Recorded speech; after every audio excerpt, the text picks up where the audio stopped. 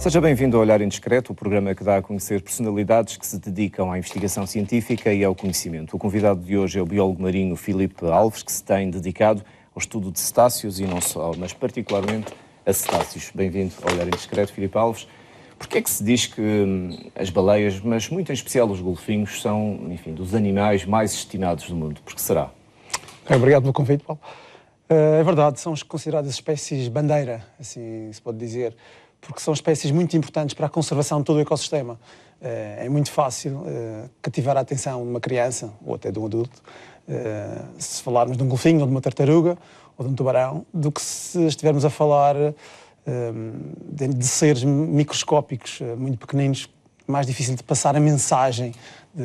E atrás de toda esta divulgação vem a conservação, está sempre associada. Portanto, no fundo eles funcionam como promotores, mas têm uma função, ou terão, pergunto eu, uma função ecológica para mostrar que, de facto, a natureza está bem preservada no ecossistema onde eles habitam? Sem dúvida, eu gosto de chamá-la assim, de apelidá-la de sexy megafauna, que é muito fácil de vender, entre aspas, a espécie, mas em termos ecológicos, além do papel que já referi que desempenha na divulgação e consequente conservação, desempenham um papel no ecossistema muito importante, são predadores de topo da cadeia alimentar.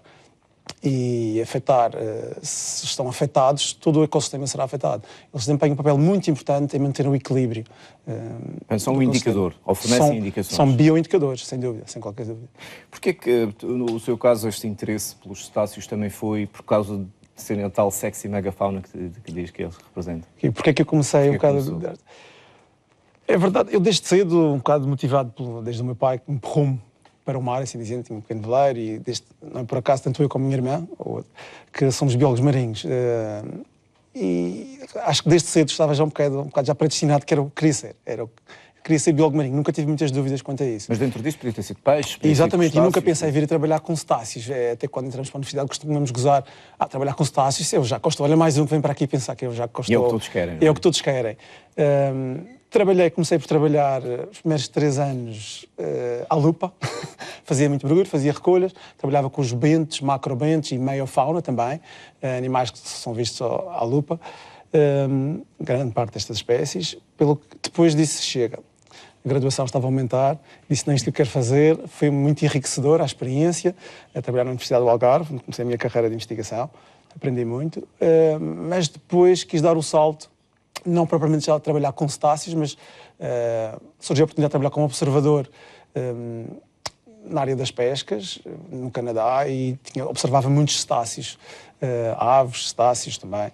E depois eu vim para a Madeira, que uma empresa familiar, um pai abriu uma empresa do Whale Watching, do qual fui colaborador, e aí comecei a trabalhar muito com cetáceos. Comecei a entender. Foi juntar a necessidade profissional de ajudar na empresa da família com a possibilidade que isso dá para a recolha de dados. Exatamente, cada vez mais as plataformas de oportunidades, chamadas tal como são estes barcos do Whale Watching, como são os ferries.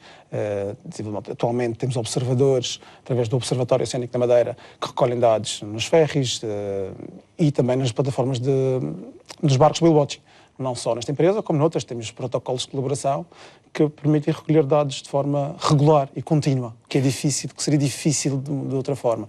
No espaço de presumo que 35 anos desde que se proibiu a caça à baleia na Madeira, portanto, há uma mudança completa no paradigma com que olhamos os cetáceos. A que é que se deve esta mudança? Ao conhecimento, à educação ambiental, a uma educação para a conservação da natureza, ou a tudo isto que eu disse e mais alguma coisa? Eu acho que essa é a última opção. Acho que é tudo isso. É difícil de separar uma razão para explicar o porquê desta mudança. Mas sem dúvida mas não podemos olhar só a microescala Madeira, temos que olhar uma escala global. Isto é um fenómeno a nível global. Caçavam-se baleias a nível global desde o século XVIII, ou até antes, mas de uma forma mais comercial e industrial, assim que se pode dizer, a partir do século XVIII, até meados do século passado. Até quase finais do século passado, e em algumas zonas do mundo ainda se caçam, infelizmente, sob o meu ponto de vista. Mas mudou essa ideia no mundo todo, e portanto nós acompanhamos. Exatamente, e aí é um papel muito importante da população. A população tem um papel muito mais importante do que posso imaginar. Por exemplo, foi uma das grandes vitórias do ambiente, até proclamadas pela National Geographic na lista das 46 mais importantes vitórias sobre o ecossistema. E logo nas primeiras está a moratória da caça à baleia, movida principalmente nos Estados Unidos, nos anos 70, pela população, que quis pôr fim à caça à baleia. E assim se conseguiu. E também com o aparecimento de outros produtos sintéticos que levou à não necessidade dos óleos e tal. Paralelamente a isso, a divulgação teve um papel muito importante e a sensibilidade das pessoas para com os seres vivos, especialmente esta megafauna. Estamos a falar de animais de grande porte, que causam sempre um grande espetáculo sobre estes animais. E ao longo do mundo inteiro, em todas as costas do mundo, está a crescer esta atividade chamada de whale watching. Por isso, quem quer observar estes animais, é recomendável que vá até à costa, e em qualquer costa do mundo, ou relativamente perto, aposto que tem uma empresa que faz whale watching. Mas há mesmo baleias e golfinhos em qualquer costa do mundo, ou nós somos uma espécie de cantinho do céu, cantinho do mar, digamos, claro, para a observação de cetáceos? Isto é como a biodiversidade à escala global. Existem zonas muito mais importantes do que outras, ou que albergam uma maior riqueza específica. E a nossa é importante? A nossa é das mais importantes. Estamos a falar cerca de 35% das espécies existentes no mundo inteiro, são atualmente cerca de 90%. Há uns anos atrás estávamos a falar de 81, 82. No espaço de quase 10 anos, só para termos uma ideia, nós estamos a falar de um morcego ou até de um inseto, estamos a falar de cetáceos, baleias e golfinhos, e o número de espécies por identificar que têm sido identificadas ao longo dos últimos anos. Perdão. Essas espécies têm sido maiores. Os avistamentos, umas mais frequentes do que outras, por exemplo. Exatamente. Mas a Madeira, atualmente, tem cerca de 29 espécies já foram dadas como registadas na Madeira. Atenção que dessas 29 nem todas são abundantes. Um turista ou alguém que quer ir ao mar não vai à espera de encontrar essas 29 espécies, se bem que algumas delas até carecem de confirmação ainda. Apenas 26 têm uma confirmação, um esqueleto, uma fotografia, um vídeo. As outras ainda foi alguém muito experiente que disse que viu, ou uma fotografia de má qualidade que sugere ser aquela espécie. Mas que são espécies que são possíveis. Já foram dadas nas Canárias ou nos Açores. Estamos a falar, é preciso ter atenção aqui, de um meio dinâmico, que não tem fronteiras físicas, não tem barreiras. Por isso, estes animais são altamente móveis, uma capacidade incrível de mobilização. Portanto, não são propriamente as baleias das águas da Madeira ou os golfinhos das águas da Madeira. Exatamente. São do Atlântico, São do Atlântico. Mas gostam de estar aqui porque haverá aqui algumas condições que lhes permitem essa vida em paz. Claro, ainda falta o desconhecimento ainda é grande neste campo, como em quase todas as áreas do oceano. Ocupa 2/3 do planeta Terra e conhecemos às vezes mais da Lua, às vezes do que muitas, especialmente do mar profundo, então, se falarmos dessa área. Mas sem divagar agora para o mar profundo e continuando a falar das baleias, a Madeira dispõe ou possui espécies que têm comunidades residentes, que estão cá o ano inteiro. As pessoas não imaginam que, se forem para o mar e virem uma baleia hoje, podem ir daqui a uns dias, ou daqui a umas semanas, ou um ano, fazer uma nova viagem e encontrar o mesmo indivíduo. Não estou a falar da mesma espécie, estou a falar do mesmo indivíduo. Nós investigadores, conseguimos estudar estes animais e identificá-los, especialmente através de características únicas, distintivas que eles têm. A maior parte das espécies trata-se da barbatana dorsal. O recorte da barbatana dorsal é único de cada indivíduo. Noutras espécies, como o baleia de bossa ou cachalote, que é mais abundante aqui, é a barbatana caudal. E através destes conseguimos criar catálogos de fotoidentificação, atribuímos números, podíamos dar nomes, mas não chamámos Maria ou José, ou vice-versa, que às vezes identificar o sexo do animal não é fácil, por isso preferimos dar números e conseguimos ver que alguns indivíduos são observados ao longo de 15 ou 17 anos já, ao longo de todo o ano, enquanto que outros foram vistos apenas uma vez. Tem um papel muito importante, estes indivíduos chamados transeuntes, que vagueiam, assim dizer, pelo Atlântico Norte, ou Atlântico, sabe-se lá, ainda está por apurar, mas que trazem o sangue novo. Mas isso de algumas espécies, quer de baleias, quer de golfinhos. Quer de baleias, quer de golfinhos. Os golfinhos comuns? Os golfinhos, estamos a falar de baleia piloto e o roá, já está comprovado. E depois temos outras espécies que já sabemos que, dados que estão divulgados na net, qualquer pessoa pode pesquisar, pode obter esta informação. Por exemplo, a baleia de Bride, o cachalote também, que efetuam movimentos interarquipélagos. Temos aqui uns dados muito recentes, muito giros, que começamos a efetuar uma comparação dos nossos catálogos, nossos de Madeira, dos indivíduos aqui da Madeira, com os arquipélagos vizinhos, das Canárias e dos Açores, e até com alguns dados da Península Ibérica. E, para surpresa nossa, estávamos à espera de movimentos. Sabíamos que havia movimentos, especialmente dos animais, dos transeuntes, mas não. Temos aqui, além dos transeuntes, tivemos também um chamado match, um bingo, bateu certas duas dorsais, fazemos um recorte exatamente igual, o mesmo indivíduo, do grupo mais residente de baleia-espelhota aqui na Madeira. O grupo que é visto aqui com maior regularidade foi visto nos Açores e depois volta outra vez na Madeira.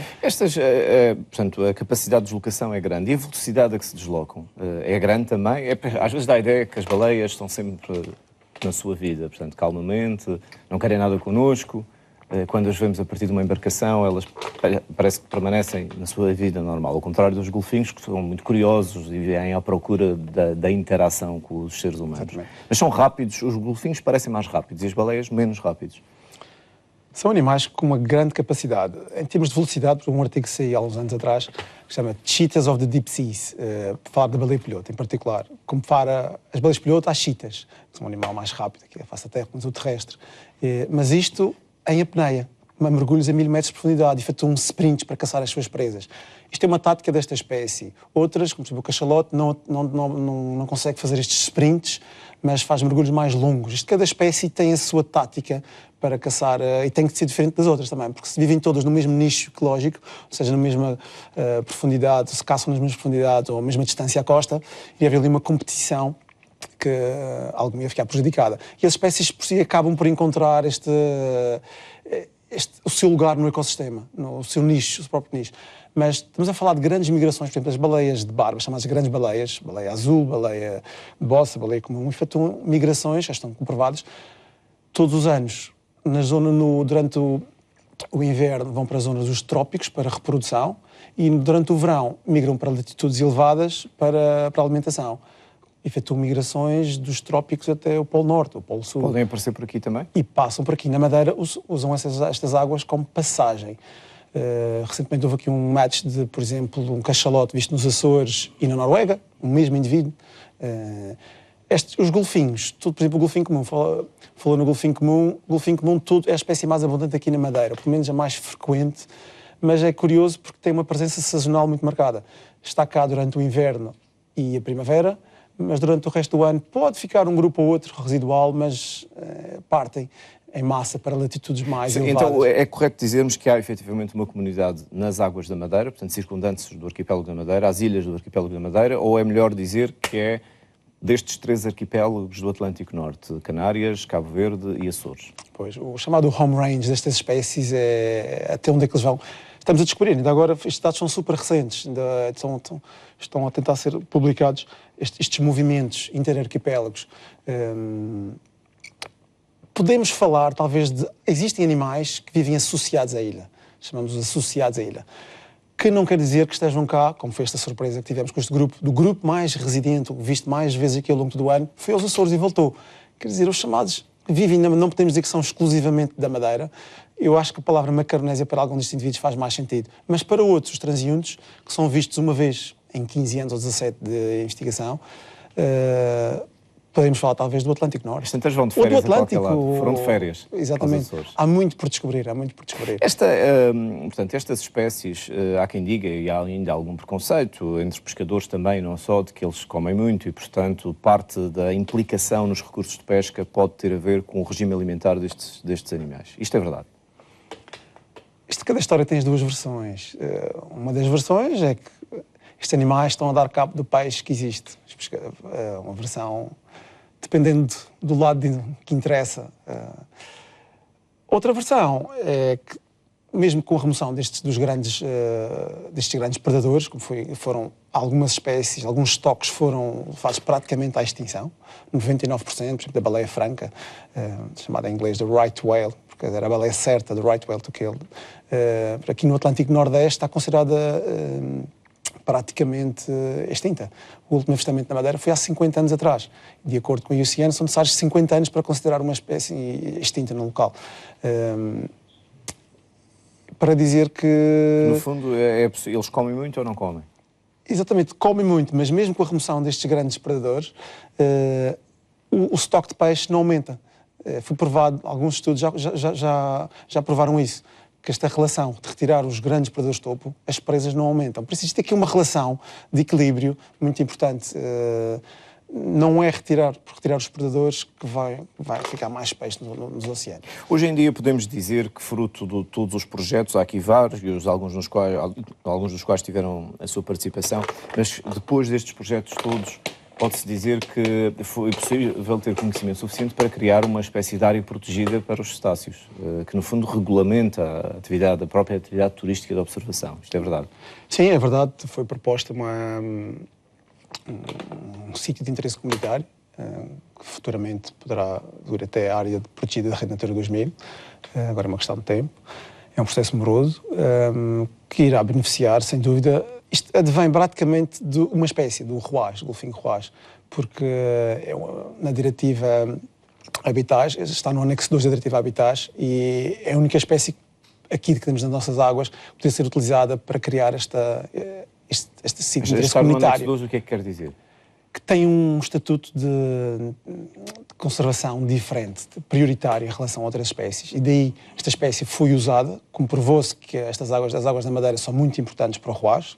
É uma das espécies que existem grupos residentes, existe uma comunidade residente, e daí ter justificado esta proposta de sítio de interesse comunitário, que irá beneficiar não apenas o ruás, mas como todas as outras espécies de cetáceos, porque não irá ser criado um sítio de interesse comunitário apenas para uma espécie. E nem estamos a falar só de cetáceos, estamos a falar também de tartarugas, grandes pelágicos, outros peixes, por exemplo. Mas que neste momento já funciona, portanto, esse espaço, ou ainda não está criado? Ainda não está criado. Feita a proposta de sítio de interesse comunitário. É um regulamento que esse sim já está criado, que no fundo organiza a observação comercial. Sim, esse regulamento já saiu em 2013. É um regulamento que saiu bem antes desta proposta de sítio de interesse comunitário, que é independente, mas que regulamenta a atividade comercial de observação de vertebrados marinhos. Há mais procura, porque é uma das vertentes que está interligada com o vosso trabalho de investigação, tem também a ver com o crescimento do turismo, da procura por este tipo de observações. Para muita gente é a realização de um sonho e dá a sensação que é uma atividade em crescimento. Isto é verdade? É uma atividade em crescimento? É uma atividade em crescimento, quer em termos globais, quer em termos da Madeira. Se eu lembro, comecei aqui em 2002, ligado à atividade, e desde então tem crescido imenso. Sempre mais empresas, mais barcos. Contudo, existe uma capacidade de carga, está estabelecido na lei, na legislação que saiu em 2013, uma capacidade de carga que define o número máximo de embarcações que podem operar. Que neste momento está limitado. Portanto, assim é que nem todas as operações são a partir do Porto do Funchal. Há operações a partir do Porto da Calheta. E há quem quer operar para o Porto Santo também. E para a Costa Norte. Costa Norte, também no Porto Nês, se bem que é sempre mais difícil, dadas as condições meteorológicas. E uma coisa que é portanto, eu sei que isto é um slogan comercial, mas que, portanto, grande parte das empresas promove aquela ideia de que é quase garantido observar alguma coisa. Alguma coisa, entenda-se, baleias ou golfinhos. Isto não é mentira. Não é mentira. Já há muitas empresas a fazer isso. E a verdade é que estatísticas de, por exemplo, barcos que têm acesso a dados, 98% das saídas observam-se baleias ou golfinhos. E nos casos em que não são observados, oferecem uma segunda viagem. Pelo que estamos a falar de estatísticas muito altas, muito altas. Portanto, significa que temos em quantidade, em diversidade, a frequência de observações, portanto, o ano todo também, não temos... portanto, a qualquer altura do ano se pode fazer uma saída. Qualquer altura do ano. Seja bom, Exatamente. Temos espécies que têm uma presença sazonal muito forte no inverno e primavera, como o golfinho comum, como referi há bocadinho. Mas temos, por exemplo, o golfinho pintado, ou o malhado do Atlântico, outro nome, que tem precisamente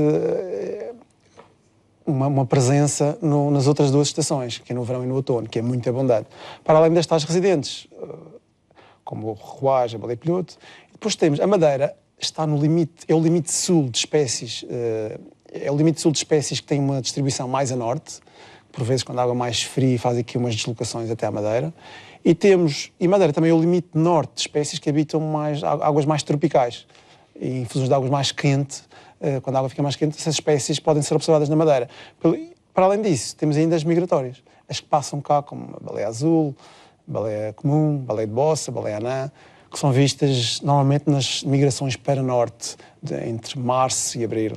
normalmente. Por isso, todo o ano há sempre diferentes espécies para observar. E quem procura, portanto, este tipo de turista que procura esta observação, de fazer este tipo de observação, há um perfil ou é algo que está generalizado em diferentes faixas etárias, nacionalidades, tipos de pessoas? Há um padrão do observador de cetáceos curioso? Está generalizado. Tenho experiência de ter trabalhado com outros grupos taxonómicos. Com aves existe um padrão. Porque aves há pessoas que têm... Eu quase que o olho já digo, aquilo é um birdwatcher, é um protótipo. Para observação de cetáceos, não. Todas as faixas etárias, todos os tipos de interessados. É a tal chamada... Tem um apelo diferente, esta espécie. E há pessoas que se emocionam, não é? Quando vêm. Sim, há pessoas que choram. É um concretizar de um sonho da vida, ver um cetáceo.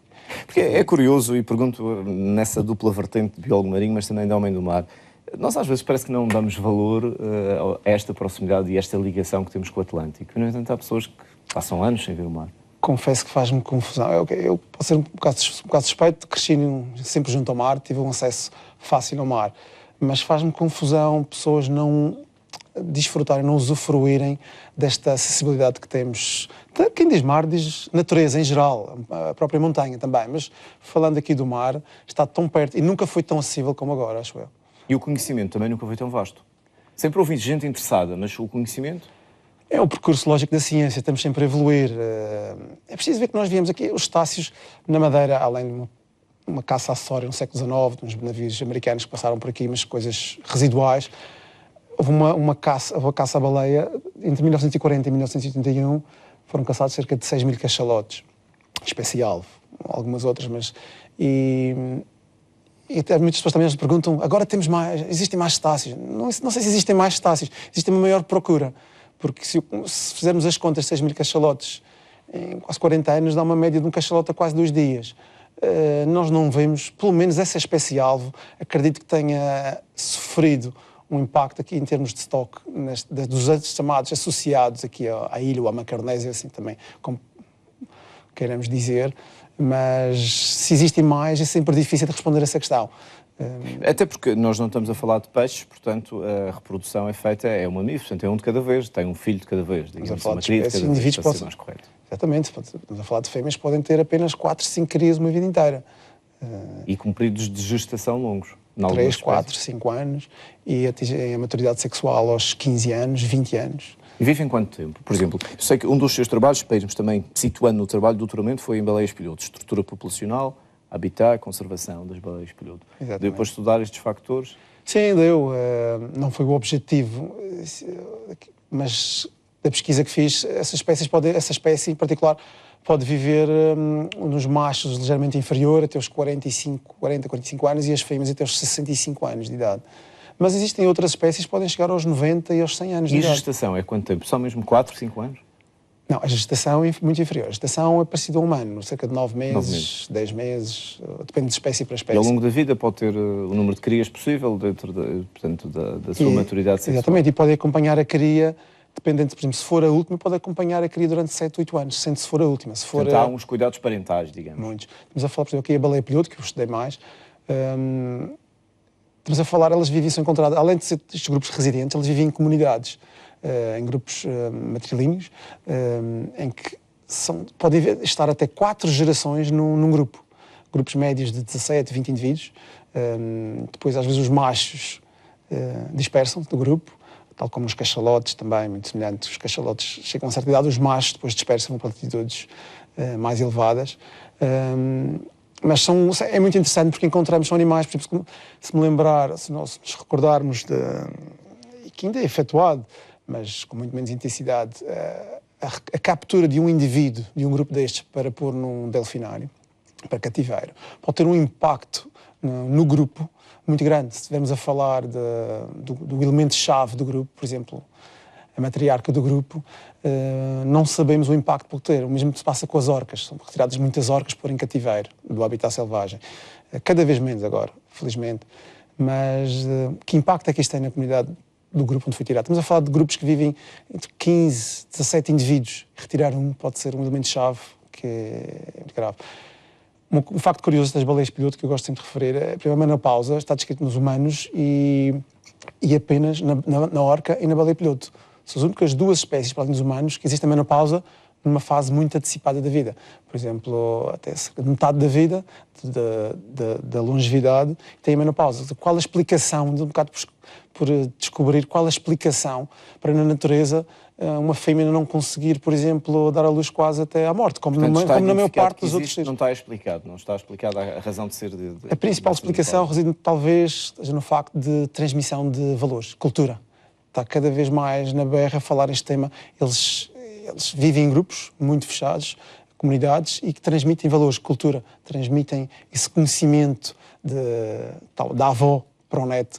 Porque estamos a falar de animais que mergulham, por exemplo, aos 1000 metros de profundidade para a alimentação, e as crias necessitam de ficar à superfície com outros adultos. Esta passagem de conhecimento... Por isso é que fala-se muito em inteligência associada, quer a baleias, quer a golfinhos. Portanto, embora um tipo de inteligência muito específico, não é propriamente consciência, mas é inteligência. Isto também já está aprovado. Ou é aceito, pelo menos. Sim, mais do que aceito. Considerados os animais mais inteligentes à face da Terra, os cetáceos, nomeadamente o roage, a orca, utilizados. Provado, por exemplo, nos delfinários, provaram muito isso, que são animais muito inteligentes. Há quem defenda, eu sei que isto já não é próprio, estamos a desviar da ciência e entrar no esoterismo, mas há quem defenda, inclusivamente, terapias para recuperação de algumas patologias do déficit cognitivo associados a golfinhos. Isto não... Existem pessoas a fazer isto, portanto, isto deve ter algum fundo de... Existem pessoas a fazer. Como tu disse, isso entra numa área que não sei se realmente... Mas estão associados a um certo misticismo destas espécies, sim, era isso que eu ia chegar. Está sempre uma forma, causa-nos muita curiosidade. Sim. Filipe Alves, estes projetos, portanto, quando se trata de apresentar uma candidatura a um projeto para fundos europeus, é fácil convencer, tal como é fácil convencer as crianças, é fácil convencer os financiadores. É mais fácil convencer as crianças. Mas neste momento, que projetos é que está a trabalhar? Neste momento, estou com uma bolsa de investigação, pós-doutoramento, mas que a bolsa de investigação tem um subsídio, mas depois temos que ir buscar o financiamento para equipamentos que não são baratos. Não são propriamente os mais simples, não vamos ali à loja de ferragens e compramos, são equipamentos muito caros, muito específicos, e temos que ir à procura, temos que ir à luta, e não é fácil porque a competitividade é cada vez maior. Existem mais fontes do que alguma vez vi, existe uma diversidade imensa de fontes de financiamento, mas também, por outro lado, existem muitas pessoas, muitos investigadores à caça, entre aspas, dos fundos. E tem que ser muito bem justificado, escolher as espécies-alvo, os temas, os parceiros certos, os timings, ter boas experiências, bons currículos. Mas as probabilidades de conseguir financiamento para estudar cetáceos na Madeira, com a importância que a Madeira tem para os cetáceos, é grande, de verem os projetos aprovados. Sim, tivemos agora, no último ano fizemos 4 candidaturas, tivemos um aprovado. É uma boa média. Acho que podemos dizer que é uma boa média. Um bocadinho frustrante quando recebemos um não, mas quase partimos do princípio que o não já está garantido. Então essa investigação é feita no CIMAD, não é? No CIMAR Madeira. CIMAR, sim. Atualmente sou investigador do CIMAR Madeira, no Observatório Oceânico da Madeira, através da Arditi. Temos um projeto muito interessante, liderado por um parceiro das Canárias, através de um programa Interreg, em que temos um work package aqui para a Madeira para a colocação de transmissores de satélite em baleias piloto e estudo da ecofisiologia dos animais. E como é que vão colocar esses transmissores? Como é que pensam fazê-lo? É uma técnica um bocadinho invasiva, não é maior do que isto. Hoje em dia, vamos a falar uns 3, 4 centímetros de diâmetro, não tem mais, e que fica acoplado na barbatana dorsal do indivíduo. É tipo um piercing. Mas tem que capturar o momento... Não. Isso seria demasiado invasivo para o animal. É disparado um dardo específico, fica ali e passado umas semanas acaba por cair naturalmente, é tudo desinfetado, esterilizado e é desenhado propriamente para estes animais. Já foi testado em centenas de animais no mundo inteiro e existem dezenas de equipas a utilizar. Nós não vamos fazer aqui, para já não é inovador o que vamos fazer, vamos simplesmente replicar o que já foi feito noutras zonas do mundo, mas nesta espécie existem muito poucos dados, sabe-se muito pouco. Vamos aplicar a uma nova espécie aqui na Madeira. Qual é a espécie aqui na Madeira? Queremos aplicar à baleia-piloto. Portanto, neste momento, há várias pessoas aqui na Madeira que se dedicam, direto ou indiretamente, à observação e ao estudo dos cetáceos. E há ou não há interação entre investigadores de diversas partes do mundo e que, no fundo, como são as mesmas espécies, acabam por partilhar conhecimentos? Sim, é fundamental haver comunicação entre os investigadores. Nós comunicamos... Nós temos contactos com investigadores de diversas partes do mundo, desde o Havaí, Macaronésia, Mediterrâneo, de várias zonas, porque temos que partilhar experiências. É mais fácil nós irmos até lá ou convidamos a vir até aqui, ensinam-nos e partilhamos uma troca de experiência. Ou também nas conferências, nos workshops, somente nos workshops, são muito úteis para esta troca de informação. Porque assim é mais fácil e todos ficam a beneficiar. Mas, ao contrário de outros grupos que têm menos mobilidade e, portanto, estão mais isolados entre si, as espécies variam menos. Portanto, há grupos que têm muitas espécies por causa de não contactarem uns indivíduos com outros. E, portanto, aqui, praticamente, as espécies de baleias e golfinhos são quase as mesmas no mundo todo. Embora não há uma certa distribuição geográfica, áreas de influência de umas espécies em detrimento de outras.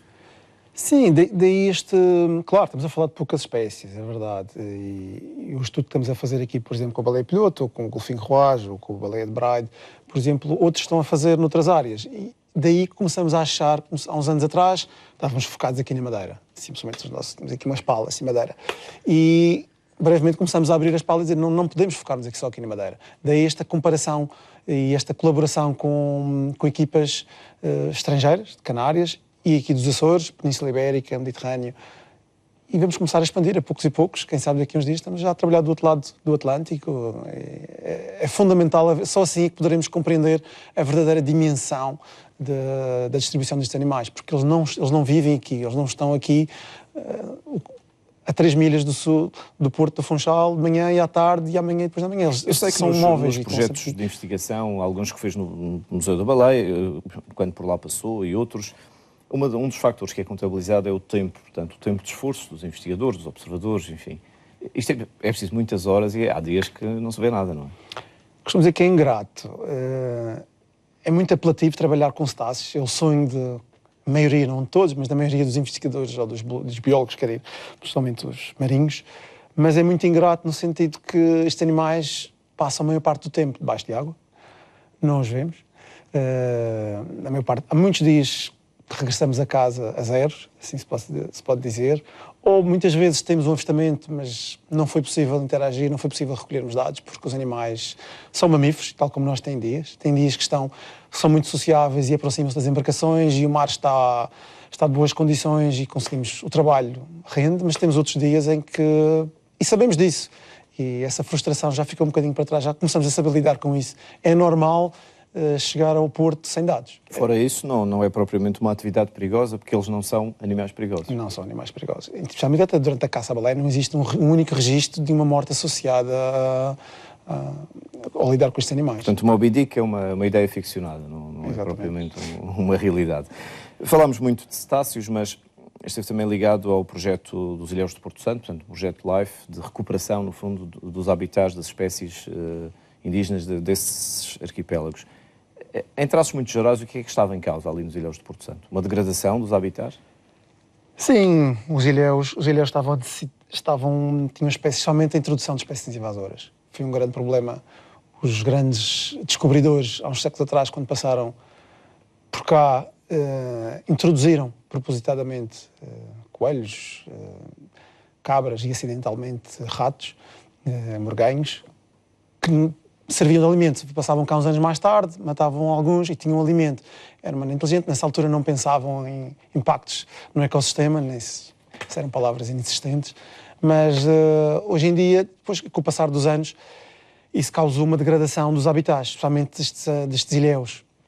E que surgiu uma oportunidade de uma candidatura por parte do Serviço do Parque Natural da Madeira, na altura, hoje em dia Instituto de Florestas e Conservação da Natureza, de concorrer a este projeto para a recuperação dos habitats dos Ilhéus do Porto Santo, o qual tive o prazer de trabalhar durante 2 anos. Mas esse projeto, no fundo, leva-nos a uma outra questão, que é espaços tão pequenos, portanto, estamos a falar de ilhéus de pequena dimensão, o maior o Ilhéu da Cal, o Ilhéu de Cima, mas os outros são pequenos. Quase todos, não sei se todos, mas pelo menos quase todos, têm espécies ou endémicas ou então indígenas, enfim, endémicas, muitos. Sim, muitos têm, especialmente da malacofauna, muitos caracóis terrestres endémicos. Até uma colega especialista nessa área disse-me que os ilhéus do Porto Santo são, por área, os ilhéus do mundo em que têm o maior nível de endemismos de caracóis terrestres, o que é algo surpreendente. E o que era preciso retirar? Coelhos, ratos? Basicamente essas 2 espécies, sim. E algumas espécies de plantas? E algumas espécies de plantas invasoras também. Esses projetos, portanto, no fundo, a intervenção é retirar tudo o que não devia lá estar e depois deixar que a natureza faça o resto? Exatamente. Em alguns casos poderá ser efetuado a reflorestação, ou, neste caso, ou introdução de algumas espécies nativas de plantas, mas é tudo o que se pode, é só isso. E depois a natureza acaba por... Depois há uma lógica que hoje em dia impera também nesses projetos. E é um pormenor importante, só desculpa lá, Paulo, que não é o vedar, a palavra correta não é vedar, mas é o limitar ou impor restrições à utilização do espaço. Regras. Regras.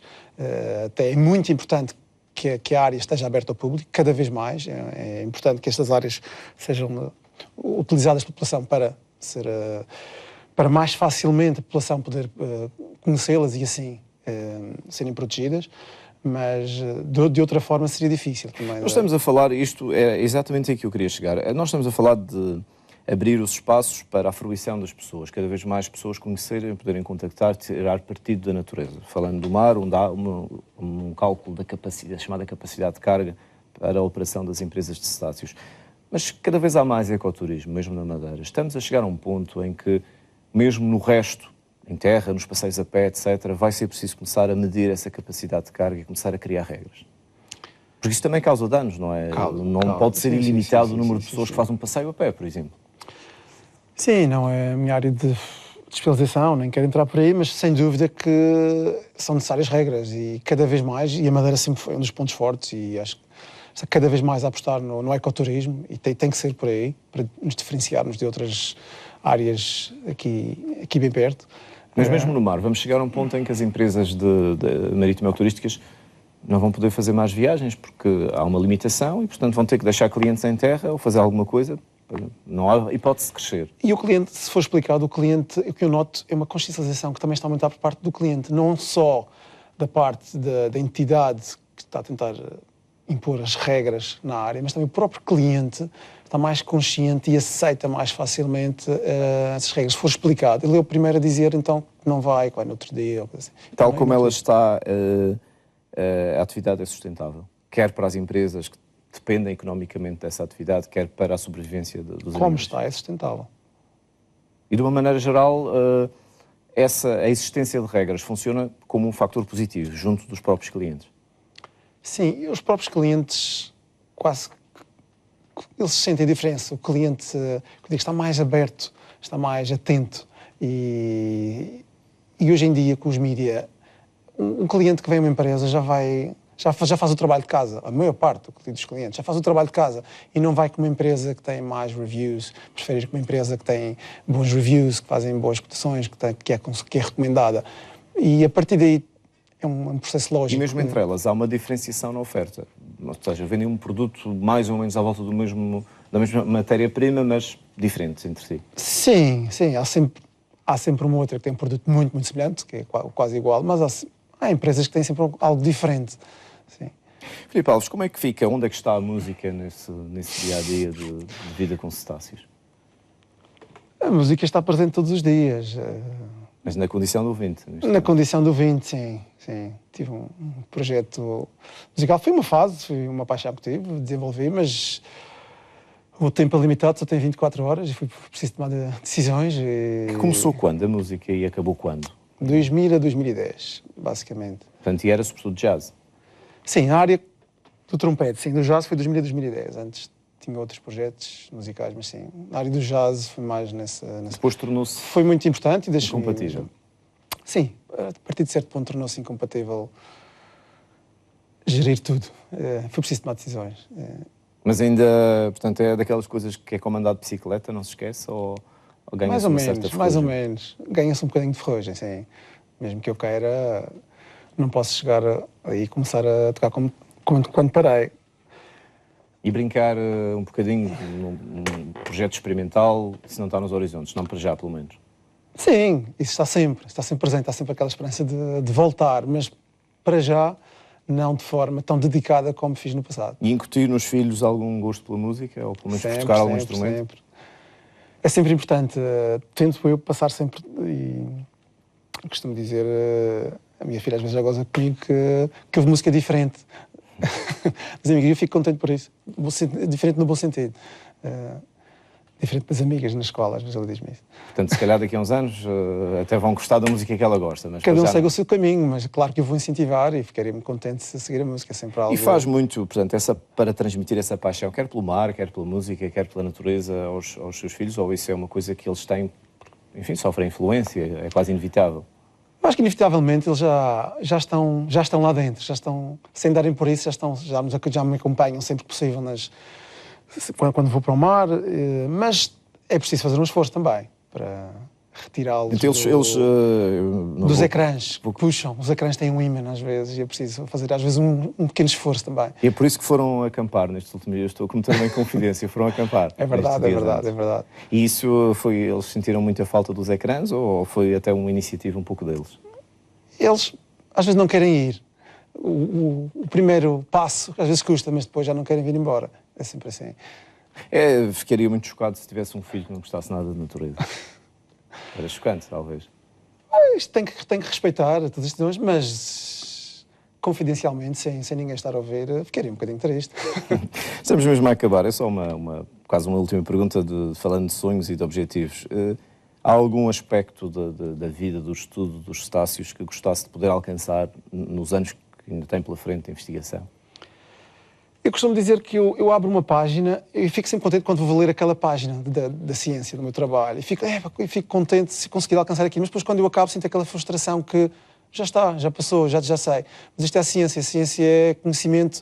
Viramos uma página, chegamos ao fim da página e queremos virar para outra. Queremos sempre mais. Mas as próximas páginas vão aparecendo naturalmente? Eu acho que sim, acho que vão aparecendo naturalmente. Master plan para chegar Há uns anos atrás pensava muito no futuro. Eu acho que o futuro vai se construindo sempre dia a dia. Antes tinha sempre, mas isto é tão limitado o que há para estudar e hoje tenho uma visão completamente diferente. É tão ilimitado o que há para estudar, precisamos de muito mais equipas a estudar os cetáceos aqui na Madeira, precisamos de muito mais investigadores, existe espaço para todos, haja imaginação, bom senso e... Mas de uma maneira vontade. geral, estamos ou não estamos numa boa fase da investigação científica na Madeira? Estamos, acho que sim, estamos a alcançar e aqui acho que especialmente o Observatório Oceânico. O Observatório Oceânico de Madeira veio dar aqui um passo importante na agregação dos investigadores e na comunicação entre eles, acho que sim. Acho que estamos num bom caminho, há que ser otimista. Filipe Alves, muito obrigado por ter vindo aqui contar este percurso, falar um pouco dos cetáceos e não só, o percurso de Filipe Alves, biólogo marinho, neste olhar indiscreto. Até ao próximo programa.